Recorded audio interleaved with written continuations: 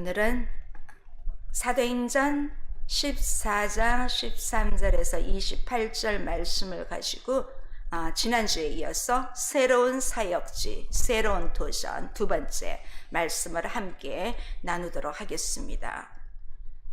바울과 바나바가 루스드라에서 복음을 전하는 중에 한 번도 걸어본 적이 없는 사람이 모든 사람 앞에서 벌떡 일어나니까 거기서 이 사건을 본 사람들이 엄청 놀랐습니다.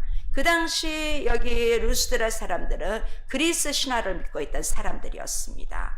이 그리스 신화를 믿는 사람들, 그 신들이 사람의 모양으로 온다고 그렇게 믿었습니다. 그래서 이 놀라운 사건을 보고 그 사람들이 바나바를 가리켜 제우스라고 하고 바울은 헤르메스라 불렀습니다. 이 사건은 오늘 본문 18절까지 루스드라 전도로 계속적으로 이어집니다. 여기 13절 다시 한번 볼까요? 13절에 보면 시외 제우스 산당의 이 시외란 말은 이 루스드라 성문 밖이라는 의미입니다. 성문 밖에 자리 잡고 있는 이 제우스 신당의 제사장이 뭘 듣고 옵니까? 소와 화환들을 가지고 대문 앞으로 왔습니다. 자, 여기 또 대문 앞은 어디일까요? 이 대문 앞은 어느 집에 대문, 우리가 생각하는 그런 대문이 아니고 이 성문 앞을 뜻하고 있습니다. 이 고대 성읍에는 성문 주변에 이 넓은 광장이 있기 때문에 그 광장에서 장터나 이 집회 또는 재판이 열렸습니다. 바울이 이 루스드라의 성문 광장에서 말씀을 전하고 다리를 전혀 모시던 사람을 일으켰기 때문에 이 제우스 신당의 제사장이 제우스와 헤르메스라고 생각되는 이 바나바와 바울에게 제사하기 위해서, 살아있는 사람을 제사하기 위해서 제물로 사용할 이 소와 화환들을 가지고 바울과 바나바가 있는 성문 앞에 나타났습니다. 지금 이 상황을 바나바와 바울은 왜 저 사람들이 소와 화환대를 가지고 소대, 화환들을 가지고 왜 올까? 아직까지는 그들이 왜 하는지 몰랐습니다. 그런데 이제 알았습니다. 14절 15절에 보니까 어떻게 했습니까? 두 사도 바나바와 바울이 그 말을 듣고 난 뒤에 옷을 찢고 무리 가운데 뛰어들어가서 소리 지르고 있습니다. 왜냐하면 그 놀라운 그 안진뱅이지요. 한 번도 일어서 본 적이 없는 사람이 벌떡 일어나니까 그 사람들이 그 헬라어로 그 당시 말을 하는 것이 아니라 그 루오기나 오니아 그들의 말로 막 하니까 이 바울과 바나바가 이브리어와 헬라어는 잘하지만 그 말을 알아보지를 못한 거예요. 그래서 이제 그때는 왜 그랬는지 몰랐지만은 이제 그 사람들이 하는 것을 보고 제사드리러 오니까 그 행동을 보고 이 루스드라 이 사람들이 그들이 믿는 신들처럼 자신들을 신으로 떠받들고 있다는 사실을 이제 알게 된 것입니다. 그런데 이 바울과 바울은 누굽니까? 유일신 하나님을 믿는 사람으로서 마치 자신들이 하나님과 같이 하나님께 돌아갈 경배를 자신들이 받는 것이 얼마나 신성모독적인 죄인 줄 잘 알고 있었습니다. 그래서 어떻게 할 바를 모르고 자신들의 옷을 찢고 무리들 가운데 가서 소리 지르면서 큰 소리로 말하는 것입니다. 이 옷을 찢는 행동은 너무너무 근심되고 슬픔을 표시하는 이 유대적인 관습입니다. 이 옷을 찢는 행위는 개인적인 슬픔도 있고 또 하나님 앞에 너무나 큰 죄를 지었을 때 국가가 이렇게 하기도 합니다. 자, 그러면서 또 뭐라고 합니까? 고넬료가 베드로 앞에 엎드렸을 때 그 베드로가 한 말이 기억나지 않습니까? 일어나라, 나도 사람이라. 오늘 바울도 우리도 여러분과 같은 성정을 가진 사람이라 이렇게 말하고 있습니다. 막 외친 것입니다. 사실은 이 정도면 바울이 교만할 수도 있지만, 바울과 바나바가 교만할 수도 있는 상황에도 이 사도들은 그들의 본분을 잃지 않았습니다. 이제 이 루스드라 청중을 향해서 이 15절에 설교가 기록되고 있습니다. 바울은 자신이 전하는 복음을, 자신이 왜 복음을 전하냐면 이런 헛된 일을 버리고 천지와 바다와 그 가운데 만물을 지으시고 살아계신 하나님께 돌아오게 함이라 하고 이 메시지를 전하고 있습니다. 신격화하는 자신에게, 그들을 향하게 함께하고 있습니다. 여기서 버리라, 뭘 버리라는 것입니까? 이런 헛된 일은 또 뭡니까? 바울이 자신을 그리스 신화의 헤르메스, 바울은 제우스, 이런 사람으로 경배하려는 이 루스드라 사람에게 우리도 여러분과 같은 성성을 가진 사람이다, 우리는 신이 아니다, 이렇게 외치고 있는 것입니다. 또 이런 헛된 일을 버리라, 이 말은 호황된 그리스 신화를 믿거나 또 사람이 사람을 숭배하려는 헛된 일을 버리라는 의미입니다. 마치 이단의 교주를 믿는 것처럼 신으로 신격화하는 것입니다. 자, 바울은 1차적으로는 그런 의미가 있지만 또 바울의 말하는 아주 그보다 더 심오한 의미를 가지고 있습니다. 이 바울은 루스드라 사람에게 천지와 바다와 만물을 창조하신 살아계신 하나님께 돌아오게 하려고 그 메시지를 선포하면서 또 이보다 더 증언을 하고 있는 말씀이 또 이렇게 16절에 나오고 있습니다. 하나님이 지나간 세대는 모든 민족으로 자기들의 길들을 가게 방임하셨다. 이 말씀은 17장에 가면 또 비슷한 말이 나옵니다. 17장 마지막 절 보면, 자, 이렇게 하나님은 하나님의 말씀이 전해지기 전까지는 모든 인간이 자기 판단을 쫓아 사는 것을 방임하셨다고 합니다. 이 방임하다로 그 번역된 헬라어 원어는 묵인하다, 용납하다, 허용하다, 이런 뜻이 있습니다. 그렇다고 해서 하나님의 말씀을 알지 못하는 인간의 모든 죄를 하나님이 무조건 다 봐주시고 무조건 다 용납하고 무조건 다 허용한다는 그러한 의미가 아닙니다. 하나님의 말씀이 전해지기까지 하나님을 알지 못하던 사람들에 대한 하나님의 심판이 잠시 보류되었다는 그러한 말입니다. 우리는 범죄한 인간으로 누구를 막론하고 하나님의 심판을 피할 수 없습니다. 이 심판은 의와 악 두 가지가 있습니다. 우리 믿는 사람이라고 해서 심판이 없다는 것은 아닙니다. 우리 인생이 복음을 듣고 구원을 얻는 것은 오로지 하나님 은혜의 결과임을 우리가 반드시 믿어야 합니다. 17절 18절에도 보면 이제 어떻게 말하고 있습니까? 하나님이 특별 계시를 접하지 못함으로 인해 그 하나님이 무건하신 허망한 삶을 산다고 해도 그들 자신에게 책임이 없다는 것은 아닙니다. 이 말씀은 우리에게도 지금 오늘날을 살고 있는 이 말씀을 듣고 있는 우리 모두에게도 적용되는 말씀입니다. 왜냐하면 오늘 여기 17절 말씀에 보면 하나님은 자연을 통해서도 계시되는 하나님의 뜻을 알 수 있었음에도 불구하고 외면하고 모른 채 했기 때문입니다. 이처럼 자연 계시와 일반 은총을 통해서도 하나님께서 자신의 이방인에게도 알려주셨습니다.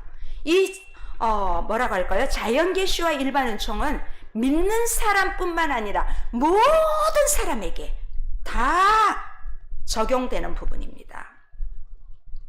그렇지만 우리는 인간의 이성으로 우리 이성이 많이 타락했거든요. 우리 타락한 인간의 이성으로 자연을 통해서 계시되는 하나님의 뜻을 다 알기는 참 불가능합니다. 그러기에 하나님은 우리에게 하나님의 뜻을 명확히 알 수 있도록 특별 계시인 이 성경 말씀을 주셨다는 것입니다. 성경을 주셨습니다. 오늘 우리에게 하나님의 뜻을 명확히 알 수 있는 특별 계신 성경을 주신 것이 얼마나 큰 은혜인지요.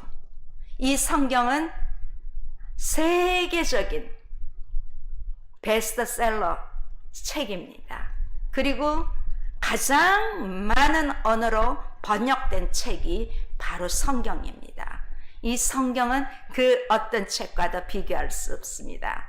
그래서 여러분 혹시 저희의 카톡 하시는 분 보시면 저의 카톡 글귀가 영어로 성경은 그 어떤 책과도 비교할 수 없다, 그렇게 적혀 있습니다. No books is compared with Bible. 그렇게 바로 이 성경이 특별 계시라는 것입니다.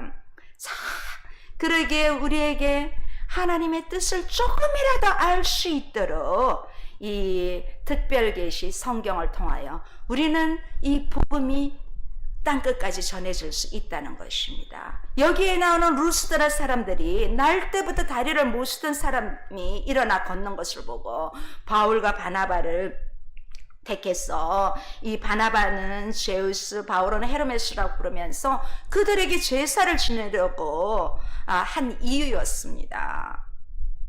그들에게 신은 이 세상에서 눈으로 볼 수 있는 형체를 지닌 존재였기 때문입니다. 바울은 루스드라 사람들에게 눈에 보이는 것을 섬기려는 헛된 일을 버리라고 그렇게 말하고 있습니다. 자, 결과적으로 바울의 설교는 성공적이었습니다.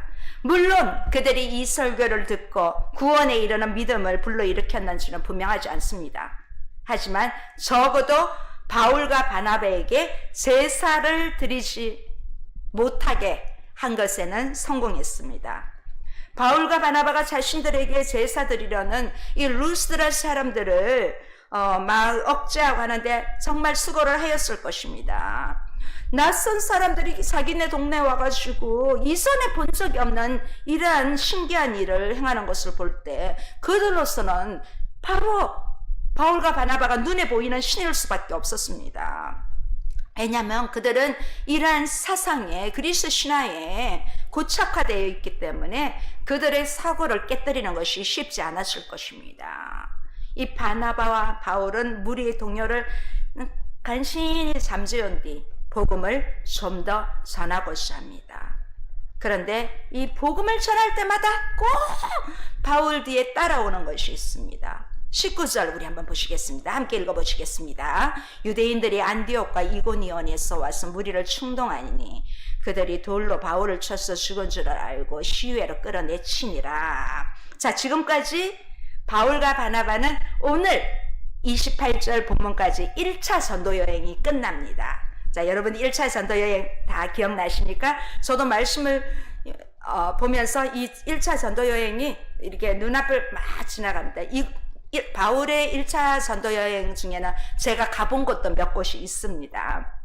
지금까지 그들은 맨 처음에 타우루스 산맥을 넘어서 바울과 바나바가 가장 먼저 찾아간 곳이 어디입니까? 비시디아 안디옥입니다. 자, 맨 처음에 비시디아 안디옥을 갔습니다.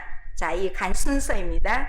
그리고 이 비시디아 안디옥에서 유대교 지도자들이 이 바울을 막 시기하고 해서 그 귀부인들과 유력자들을 선동해가지고 바울과 바나바를 박해하자 이제 이 비시디아 안디옥에서 쫓김 당했습니다.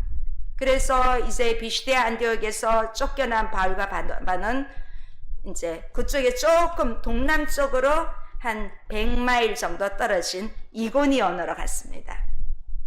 또 이고니온에서도 복음을 전하는데 또 유대인들의 이방인들과 이 관리들이 또 방해를 하지 않았습니까? 돌로 쳐 죽이려고 했잖아요. 그래서 어디로 옮겼습니까? 또 이고니온에서 서쪽으로 한 30마일 정도 떨어진 루스드라로 갔습니다. 이 비시디아 안디옥과 이고니온에서 온 유대인들이 여기 19절 우리가 앞서 봤죠. 무리를 충동합니다. 또 복음을 전하면 좀 그들에게 메시지가 선포되는가 하면 늘 방해꾼이 있습니다. 또 이 돌로 쳐 죽이려고 합니다. 그런데 이 무리들이 누구냐인 것입니다. 바울과 바나바를 신으로 믿어 제사 지내려고 했던 그 루스드라 사람들이 이렇게 또 충동하고 같이 시위회로 끌어내치는 거예요. 자, 이런 상황 속에서 비시디아 안디옥과 이고니온의 유대인들이 이 루스드라로 찾아온 것입니다. 자, 루스드라로 찾아와가지고 충동하는데 이 사람들이 무슨 큰 영향력이 있겠나 싶었지만 아주 우리의 예상을 초월하는 그런 뒤집는 내용이 19절에 있지 않습니까? 자, 이 비시디아 안디옥과 이고니온에서 온 유대인들이 선동을 당한 루스드라 사람들 무리가 바울을 돌로 쳤다는 것입니다. 그것도 어떻게 될 정도로 죽었다고 생각했을 정도로 심하게 돌로 쳤고 죽이려고 했습니다. 바로 얼마 전까지만 해도 바울을 신으로 믿고 제사를 할 정도로 이렇게 신봉했던 루스드라 사람들이 이 비시디아 안디옥 사람들과 그 이고니온에서 온 유대인들이 자기들을 충동하니까 그냥 유대인들과 함께 바울이 죽었다고 생각할 정도로 때렸으니까 얼마나 큰 고통을 당했겠습니까? 이 루스드라 사람들은 유대인들이 아닙니다. 이방인인 헬라인들입니다. 이 루스드라에는 유대인 회당이 없었잖아요. 비시디아 안디옥과 이고니온에는 유대인 회당이 있습니다. 이 루스드라에는 유대인 회당이 없을 정도로 유대인들이 많지 않았기 때문에 이 루스드라 사람들과 유대인들이 접촉할 기회는 그렇게 많지 않았습니다. 자, 그런데 이 루스드라 사람들은 생전 처음 비시디아 안디옥과 이고니온 사람들을 보는데 어쩌면 이 유대인들의 충동에 의해서 자신들이 존경하며 떠받들었던 바울을 죽이기 위해서 돌을 들어 쳤다는 것입니다. 앞서 말했지만 이 루스드라 사람들은 그리스 신화를 믿고 있었고 그 그리스 신화 속에는 12신을 숭배하는 사람들이 있었습니다. 12신을 섬기고 있어요. 그러니까 어떤 사람은 12신 중에 골고루 다 믿고 있는 거죠. 그런데 이 바울이 날 때부터 다리를 못 쓰던 사람을 취하니까 곧장 바나바와 바울을 제우스와 헤르메스라 하면서 믿을 정도로 그들은 그리스 신화에 아주 심취한 사람들이었습니다. 심지어 제우스 신전의 제사장이 제물을 가지고 와서 사람들과 함께 바울과 바나바를 신으로 제사를 드리려고 할 정도였습니다. 그만큼 이 루스드라 사람들은 그리스 신화에 심취되어 있었고 그들의 신들을 숭배했습니다. 12신을 내세워서 그와 관련된 사업들을 하는 사람들도 엄청 많았을 것입니다. 왜 황제 사상을 그토록 전파하고 황제의 신전을 세우면서 황제에게 제사했을까요? 그 핵심이 무엇일까요? 그 핵심은 바로 돈입니다. 돈. 자, 황제의 신전을 세워놓고 이 한 것처럼 제우스 신당 외에도 나머지 11신을 위해서 11개의 신당을 만들었겠죠. 각 신당마다 제사장 사제들이 있었어요. 그러면 그 신전에는 날마다 제물을 드리지 않습니까? 제물을 장식할 꽃들도 여기 아까도 그 신전의 제사장들이 화환을 가지고 왔잖아요. 이 꽃, 화환, 이런 축전, 행사 때 꽃 많이 하잖아요. 자, 똑같아요, 여기도. 그래서 여기 보면, 각종 재물과 화환들을 장식하는 사업가, 장사들도 있었을 거고요. 또 신당을 짓고 또 보수하는 그런, 건축업자도 있었을 거고, 또 그 벽화, 그림을 그리는 사람들도 있었을 거고, 또 각종 기념품을 만들어 판매하는 사람들, 얼마나 많았겠습니까? 지금도 튀르키에 가면 이 유명한 유적지나 역사적인 곳들에 가면 전부 이런 벽화들이 잔뜩 있고, 그리고 이 물건을 많이 팔아요. 그런데 이 시대는 더했다는 것입니다. 지금도 이렇게 바울이 튀르키에, 지금 이 1차 선교지가 다 튀르키에, 옛날 터키죠. 튀르키에 다 있는 곳입니다. 이 바울이 태어났던 곳이지 않습니까? 바울이 태어난 곳은 시리아 안디옥 쪽에 다소라는 곳에 있죠. 그런데 이제 1차 선교 여행은 시리아 안디옥에서 비시디아 안디옥으로 처음으로 이렇게 시작한 것입니다.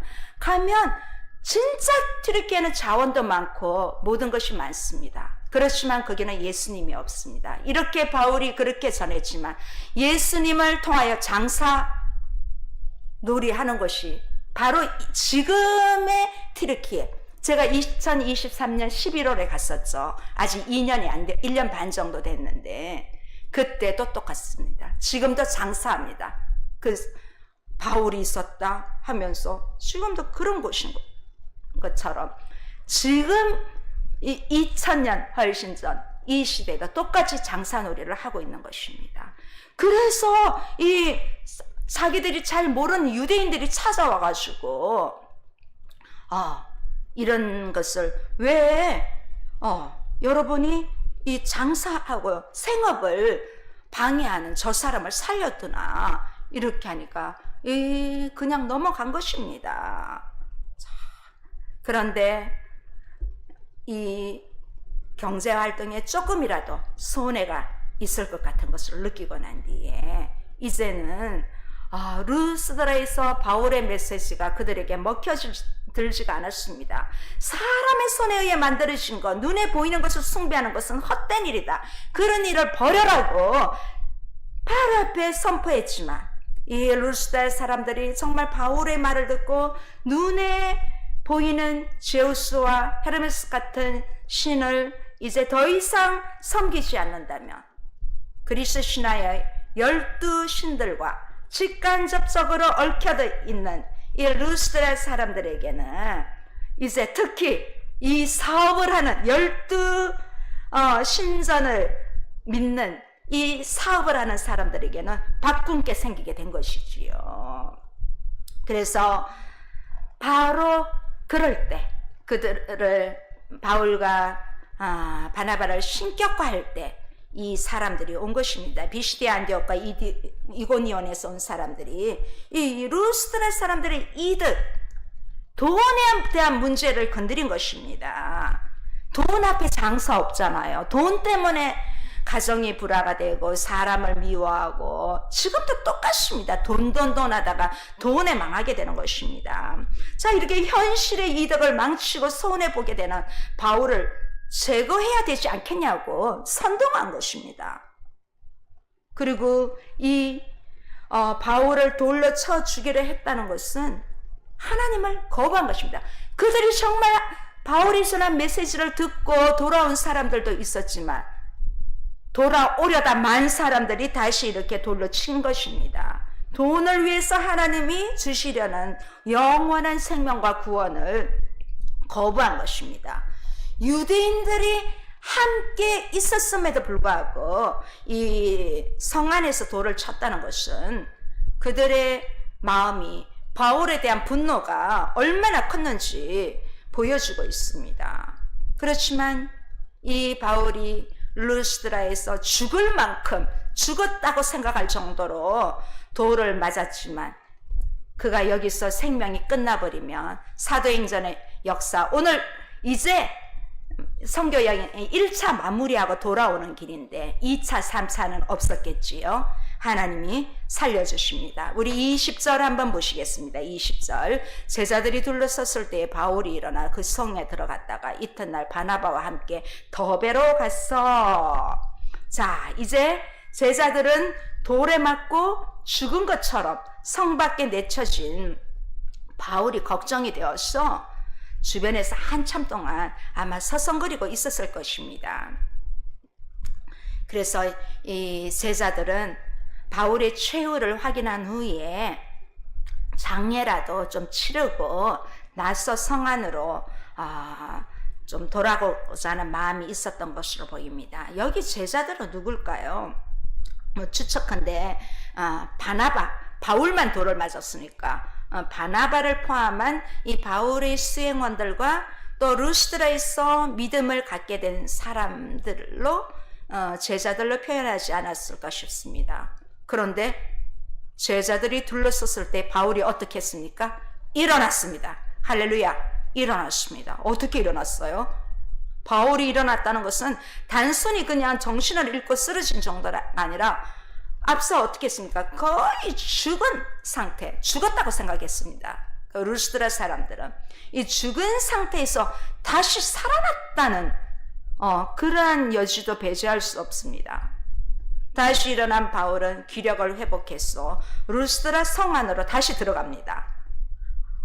정말 놀라운 회복입니다. 하나님이 그렇게 하시지 않으셨으면 바울의 생명은 이미 여기서 끝났습니다. 바울은 성에 들어갔습니다. 그런데 이제 성에 들어가서 바로 하루 만에 나가서 그 더베로, 바로 이튿날, 그 다음날 더베로 갑니다. 이 더베에서도 복음을 전하기를 원했기 때문입니다. 우리 21절 한번 보시겠습니다. 복음을 그 성에서 전하여 많은 사람을 제자로 삼고 루스드라와 이고니온과 안디옥으로 돌아갔어. 이제 다음날 루스드라에서 이제 더베를 찾아가서 바울은 복음을 전합니다. 그리고 다시 어떻게 합니까? 더베에서 복음을 전한 바울은 다시 루스드라로 돌아오고 거기서 루스드라에서 이고니온과 안디옥으로 다시 돌아갑니다. 이고니온이 어떤 것입니까? 여기서도 바울을 돌로 쳐 죽이려고 하지 않았습니까? 또 안디옥, 여기 안디옥은 비시디아 안디옥입니다. 비시디아 안디옥은 또 어땠습니까? 유대인들이 귀부인들과 유력자들을 선동해서 또 바울을 박해하고 쫓아낸 곳입니다. 왜 여기를 갔을까요? 바울은 이곳에 있는 그리스도인들이 생각이 난 것입니다. 새로 믿은 그러한 그리스도인들이 생각이 나서 다시 가서 그들의 믿음을 북돋아주고 위로해주기 위해서 정말 죽음을 무릅쓰고 그곳으로 다시 되돌아갔습니다.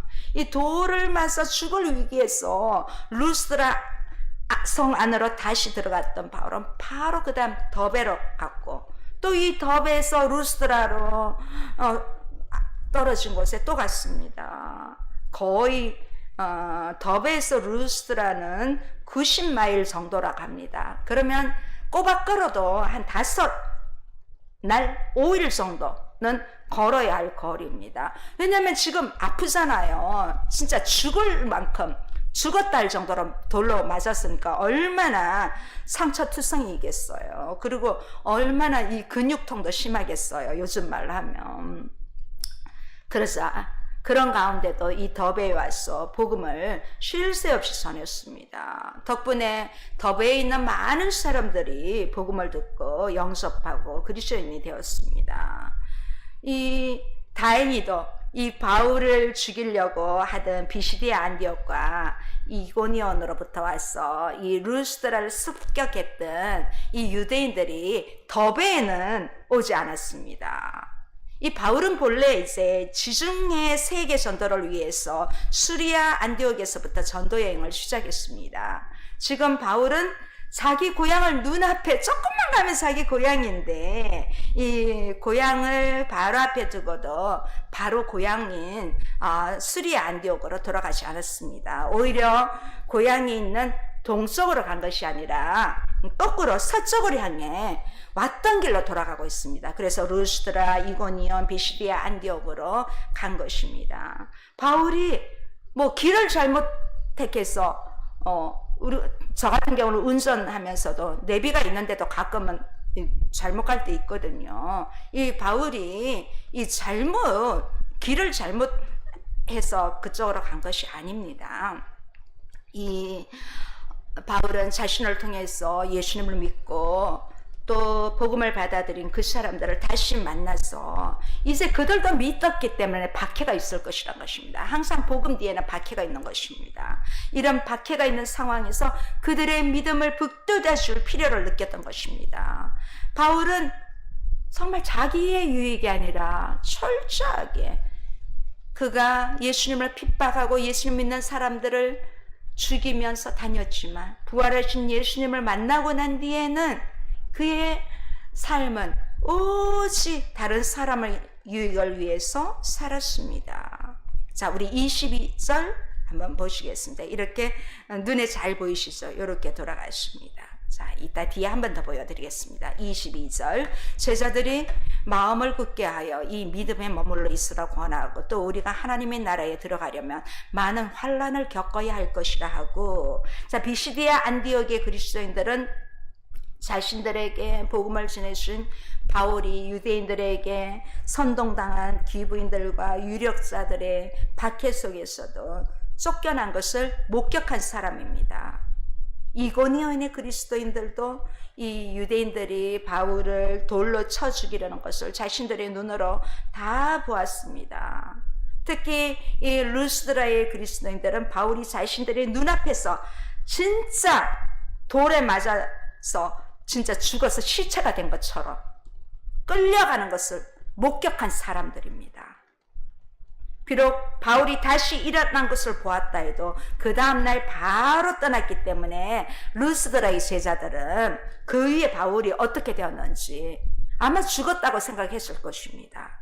그런데 언제 만날지 기약도 없이 떠났던 바울이 다시 며칠 안 돼서 자기들의 눈앞에 나타난 것입니다.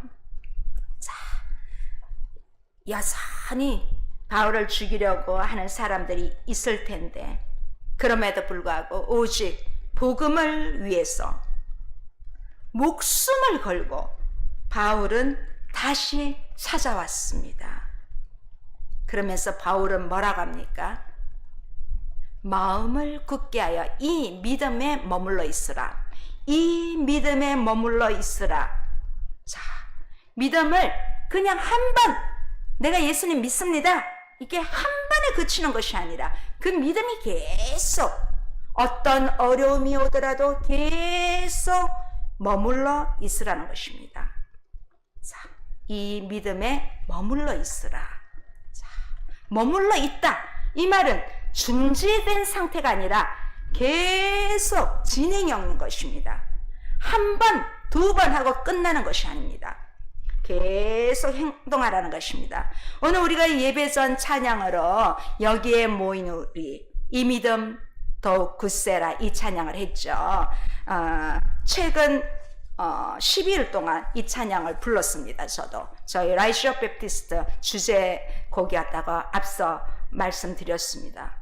여기 또 보면 이 믿음 더욱 굳세라. 바로 여기 이 믿음에 머물러 있으라 이런 말이 쉽게 말하면 이 믿음 더욱 굳세라 이 말입니다. 마음을 굳세게 하는 믿음입니다. 마음을 더 강하게 하는 믿음입니다. 이어서 바울은 우리가 하나님의 나라에 들어가려면 많은 환난을 겪어야 할 것이라고 말합니다. 이 말씀은 예수 그리스도 안에서 하나님 나라를 얻는 하나님의 자녀가 되었음은 정말 믿는다면 그 결과로 세상에서 고난당하는 것을 두려워하지 말라는 것입니다. 예수님을 정말 믿고 하나님 나라의 백성이 되었으면 고난도 따라온다는 것입니다. 이제 루스드라와 이고니온과 비시디아 안디옥으로 되돌아간 바울은 가는 곳마다 장로들을 택하여 세우고 함께 금식하며 그들이 믿는 주님께 이제 막 신앙생활을 시작하는 이 사람들을 위탁하고 떠납니다. 우리 23절에서 25절 한번 보시겠습니다. 각 교회에서 장로들을 택하여 금식 기도하며 그들이 믿는 주께 그들을 위탁하고 비시디아 가운데로 지나서 밤빌리아에 이르러 말씀을 버가에서 전하고 아달리아로 내려갔어. 자, 이제 바울은 가는 곳마다 교인들을 가운데 장로들을 세웠습니다. 이 장로들을 택하기 전에 항상 금식 기도하면서 하나님께 또 그들이 믿는 주님께 위탁했습니다. 이 장로들로 하여금, 바울이 세운 장로들로 하여금 기도하면서 이제 이 교인들을 지켜달라, 이 교인들이 장로님들을 따라서 믿음을 잘 지킬 수 있도록 본을 보여라 하면서 이렇게 영적인 지도자를 세운 것입니다. 그리고 난 뒤에 이제 바울은 다시 타우루스 산맥을 넘어서 처음 도착했던 버가로 갑니다. 이 버가. 이 버가는 우리가 이 사도행전 첫 번째 이제 1차 전도 여행을 13장에서 파송돼서 14장 오늘 본문까지 이릅니다. 이 버가에 들렸습니다.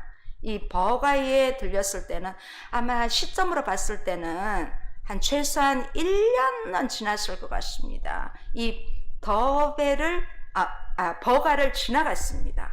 그런데 이 버가에 도착했을 때 바울이 풍토병에 걸린 것입니다.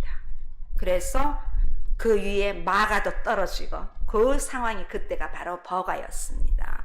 자, 그래서 이 버가에서 복음을 전하지 못하고 어쩔 수 없이 떠나야 했던 곳입니다.